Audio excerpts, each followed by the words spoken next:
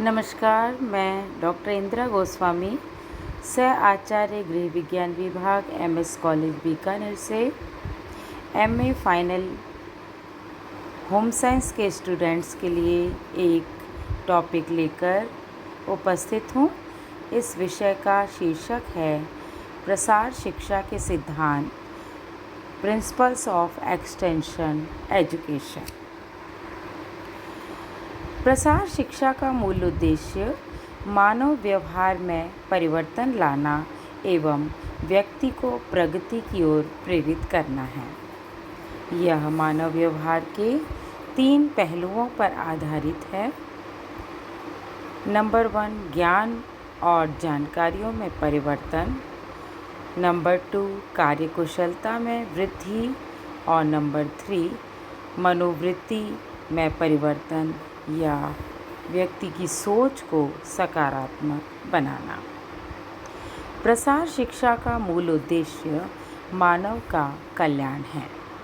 किसी भी उद्देश्य की प्राप्ति के निमित्त विचार और तर्क के द्वारा कुछ मत या सिद्धांत स्थापित किए जाते हैं, जिसके के द्वारा किसी भी कार्य या उद्देश्य को दिशा निर्देशन मिलता है तथा सफलता की प्राप्ति सुनिश्चित हो जाती है। इस उद्देश्य हेतु प्रसार शिक्षा के कुछ सिद्धांत बतलाए गए हैं। पहला सिद्धांत है अनुभूत आवश्यकताओं एवं रुचि का सिद्धांत, principle of needs and interest. प्रसार शिक्षा का आधार व्यक्ति की मूल आवश्यकताएं एवं रुचियां हैं। व्यक्ति की समस्याएं अत्यंत जटिल होती हैं क्योंकि उनकी समस्याओं के समाधान अनेक प्रकार से बाधित होते हैं।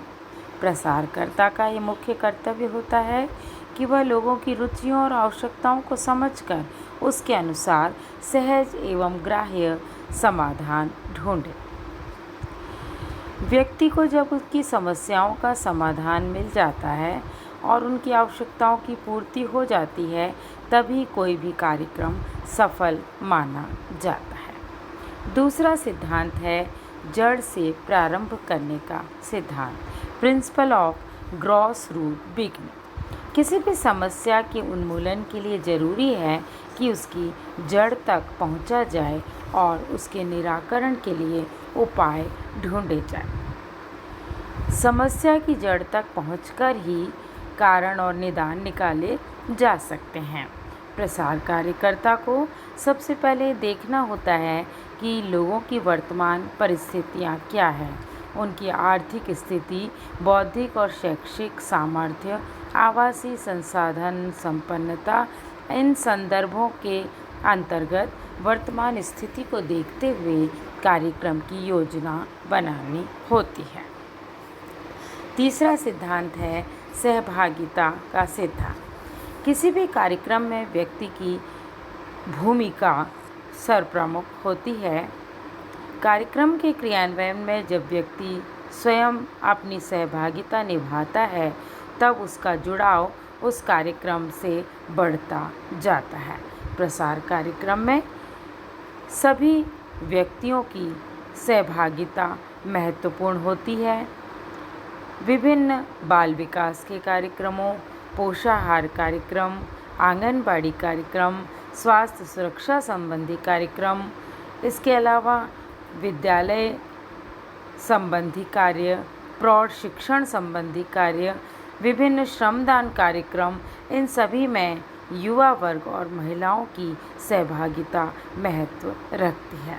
सहभागिता के द्वारा लोगों में कार्यक्रम के प्रति आस्था बढ़ती है, उनके व्यवहार में सहज ही स्वाभाविक रूप से परिवर्तन आने लगता है और कार्यक्रम तभी सफल होता है जब तक किसी न किसी रूप में स्थानीय व्यक्तियों को सहभागिता का मौका मिलता है।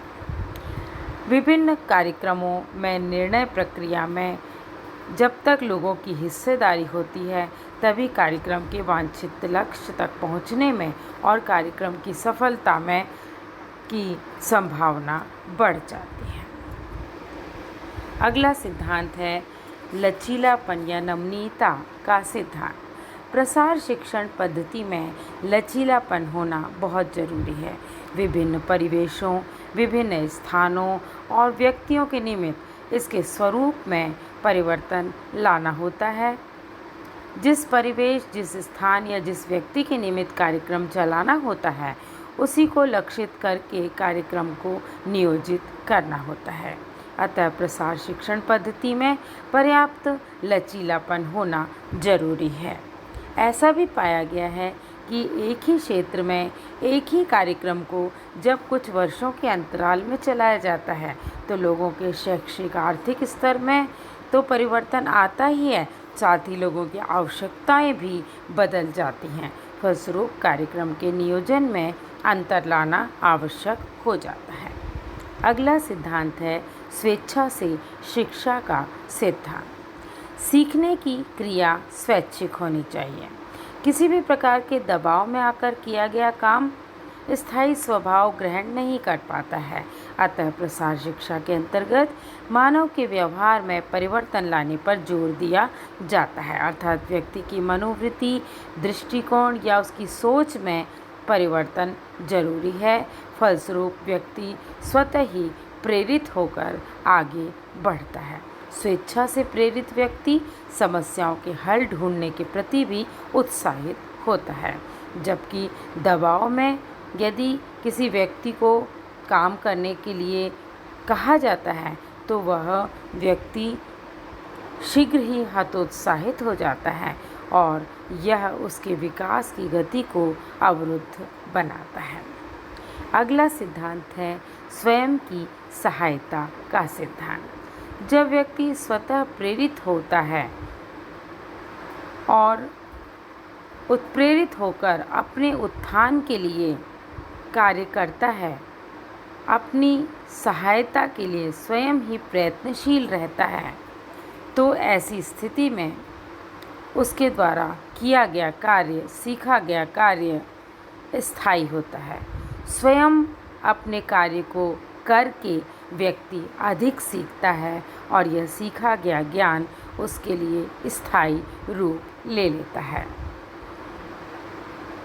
प्रसार कार्य में व्यक्ति की भूमिका महत्वपूर्ण होती है और जो उत्प्रेरित होकर या स्वयं कार्य करके अपनी समस्याओं का हल ढूंढते हैं, वो स्वयं की सहायता के द्वारा विभिन्न कार्यों को, लक्ष्यों को प्राप्त करने की दिशा में आगे बढ़ पाते हैं। अगला सिद्धांत है कार्य निष्पादन द्वारा सीखने का सिद्धांत। स्वयं कार्य को करके व्यक्ति अधिक सीखता है और जो कुछ भी सीखता है उसमें स्थायित्व होता है। यह प्रसार शिक्षण का एक व्यवहारिक पक्ष होता है। प्रसार शिक्षा एक सकारात्मक और गत्यात्मक विधा है जिसमें क्रियाशीलता है, परिवर्तनशीलता है। अतः प्रसार शिक्षण के अंतर्गत प्रदर्शन पर विशेष बल देने की आवश्यकता होती है। किसी भी कार्यक्रम के प्रति लोगों के मन में विश्वास स्थापित करने के लिए उसके व्यवहारिक पक्ष पर बल देने की आवश्यकता होती है। अगला सिद्धांत है स्वावलंबन का सिद्धांत। जब व्यक्ति स्वयं की सहायता के लिए तत्पर होता है, स्वयं कार्य को करके सीखना चाहता है, तो उसमें आत्मनिर्भरता और स्वावलंबन की भावनाएं जागती हैं। वह निरंतर आगे बढ़ने के लिए प्रेरित होता है। प्रसार शिक्षण का यह सिद्धांत व्यक्ति को आत्मनिर्भर और स्वावलंबी बनाता है। यहाँ तक कि नई नई पद्धतियों और जानकारियों को खोजने के लिए भी वह तत्पर हो जाता है और अपने कार्य क्षेत्र में प्रतिदिन आने वाली समस्याओं का हल ढूंढता है और अपनी उन्नति के लिए हर संभव प्रयास करने के लिए तत्पर रहता है। अगला सिद्धांत है संतुष्टि का सिद्धांत। मानव जीवन में संतुष्टि एक बहुत महत्वपूर्ण प्रेरक होता है। किसी भी कार्य से संतुष्ट व्यक्ति उस कार्य में या उस कार्य के निष्पादन पद्धति में या उससे संदर्भित कारकों में विश्वास जागृत करने लगता है, जिसके माध्यम से विभिन्न जानकारियां उसे प्राप्त होती हैं। जब प्रसार माध्यमों की ओर बढ़ता हुआ विश्वास व्यक्ति को निश्चित रूप से समृद्धि और संपन्नता की ओर ले जाता है। स्वयं काम करके व्यक्ति लाभान्वित होता है और उसे संतुष्टि का अनुभव होता है, और जब प्रसार कार्यक्रम के प्रति व्यक्ति संतुष्ट होता है तो वह प्रसार कार्यकर्ता के साथ एक अच्छा संबंध स्थापन कर लेता है और विभिन्न विकास और प्रसार कार्यक्रमों को सफलतापूर्वक आगे चलाने में भी मददगार होता है।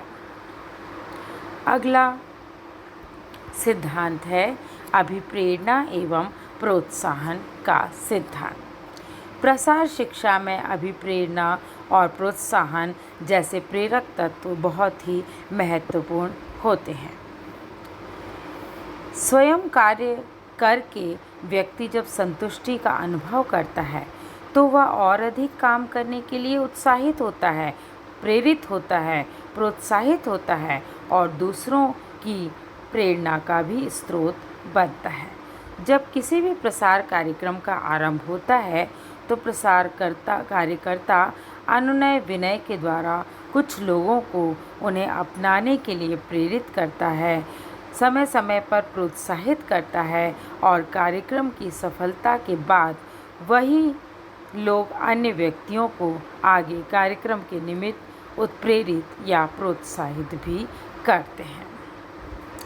अगला सिद्धांत है सहयोग का सिद्धांत। प्रसार कार्यक्रम लोगों के निमित्त बनाए जाते हैं, लोगों के कल्याण के निमित्त बनाए जाते हैं।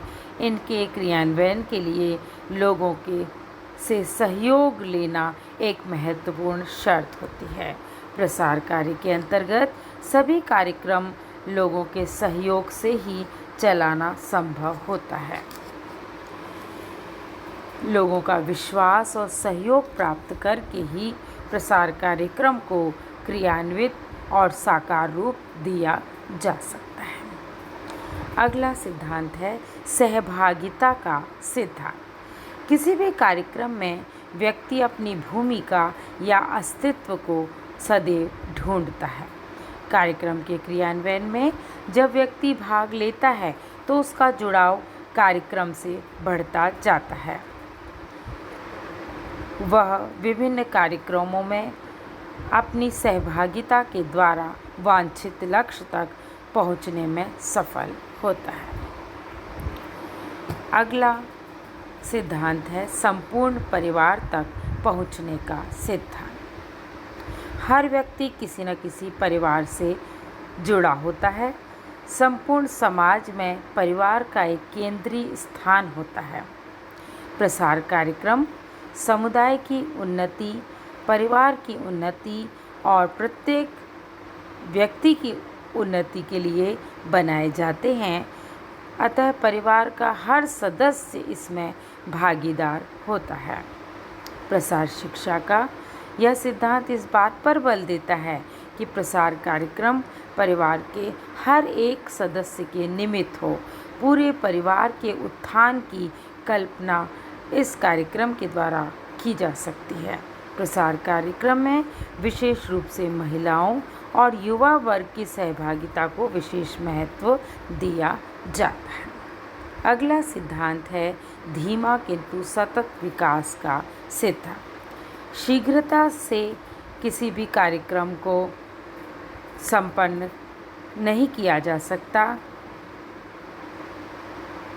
अतः जरूरी है कि कोई भी कार्यक्रम को जल्दबाजी में करने की बजाय धीरे धीरे धीमी गति से सोच विचार करके लोगों की समस्याओं की जड़ तक पहुंचकर बुद्धिमानी और विवेक पूर्वक उन समस्याओं का हल ढूंढा जाए।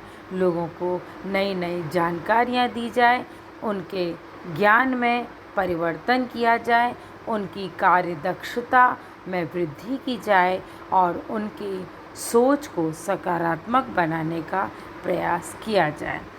अतः समस्याओं की विवेचना करते हुए उन सभी बातों को विस्तारपूर्वक जानने के बाद योजना बनाते हुए उसका समाधान ढूंढने का प्रयास किया जाना चाहिए। यह प्रक्रिया धीमी और सतत होनी चाहिए, जिससे व्यक्ति के स्वभाव में स्वाभाविक रूप से परिवर्तन लाया जा सके, क्योंकि शीघ्रता से लाया गया परिवर्तन थोपे जाने का बोध कराता है। अगली विशेषता, अगला सिद्धांत है सांस्कृतिक विभेद्य का सिद्धांत। हम सभी जानते हैं कि भारत विविधताओं का देश है। यह अनेक प्रकार की संस्कृति, धर्म, परंपराएं, रीति रिवाज, लोकाचार, भाषा, आदतें विविध क्षेत्रों के निवासियों के जीवन को प्रभावित करती हैं। अतः प्रसार कार्यकर्ता को अपने कार्यक्षेत्र के लोगों की संस्कृति के बारे में पूरी तरह जानकारी होना जरूरी है। वहाँ की सांस्कृतिक रीति रिवाज, धर्म और जाति के साथ साथ उनके रहन सहन, भाषा, परंपराएं, इन सभी बातों का अध्ययन करके प्रसार कार्यक्रम की योजना बनाई जानी चाहिए। उस स्थान विशेष के लोगों के शैक्षिक स्तर, बौद्धिक स्तर, उनकी रुचियों, मान्यताओं और अंधविश्वासों के बारे में भी उसे जानकारी रखना होता है। तभी वह विभिन्न सांस्कृतिक पर्यावरण में लोगों के लिए उनकी मनोवृत्ति में अनुकूल परिवर्तन लाने की चेष्टा कर सकता है। धन्यवाद।